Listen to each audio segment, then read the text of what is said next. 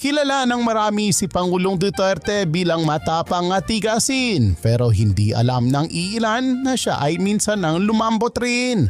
Ako, bakla ako noon. Sino ang bakla dito? Walang yan. Sino ba? Nag-admita na nga ako eh. Bakla man ako noon. Mabuhay ang bakla ng Pilipinas! Umandar na naman ang walang prenong banat ng dating Pangulo. Gagawin daw niyang Assistant President si Leni Robredo pag hindi nanalo. Kung hindi siya manalo, sabi ko si Leni Robredo, kung gusto lang niya, Assistant President. Bakit si Leni? Ayaw ko sabihin, nahiya ako. Ang dahilan, Maganda siya. Maganda siya. President. Maganda Parang talaga Sir, siya. parang Vice President na yun, di ba? Assistant President. Basta maganda siya. Anong magiging role ng isang assistant president?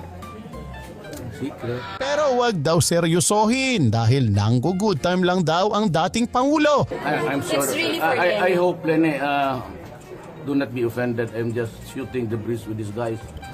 Kasi interesado sila kasi they're too fixated about UNP. So sabi na, wala naman ako maibigay na position because sabi ko na lang Assistant President. Kung okay sa'yo, okay Sa man. ilang taon ng kanyang panunungkulan, may mga uninvited guest na hindi inaasahan. Bigla na lang susulpot kahit na walang pahintulot. Kaya maski noon pa, talagang may away na ako sa pare. Sa ganitong langaw na ito. Utos man nila ito. Kanina pa sunod na sunod sa akin. Naligo naman ako, yung mga buang. Umalingaw-ngaw naman itong ating visitor number 2.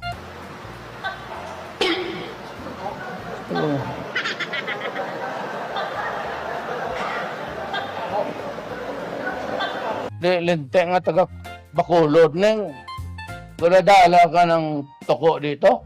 Itong ating visitor number 3 ay masyadong istorbo. Kumapit ng maigi, baka dumapo ito sa inyo. With Jaime Marcos.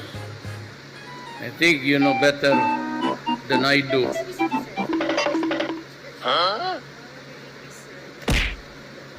Alam naman nating si PRRD ay may kaidaran na. Kaya sa panayam na ito ng GMA7, edad ang topic ng istorya. May tatay ka? Oo. Anong taon siya namatay? 74. 74 ako ah. Kung bibiro dyan, ma'am. Wala, tatay niya yun, tatay niya yun. Sinadya mo siguro. Nang tanungin si PRRD kung sino ang paboritong anak niya, tila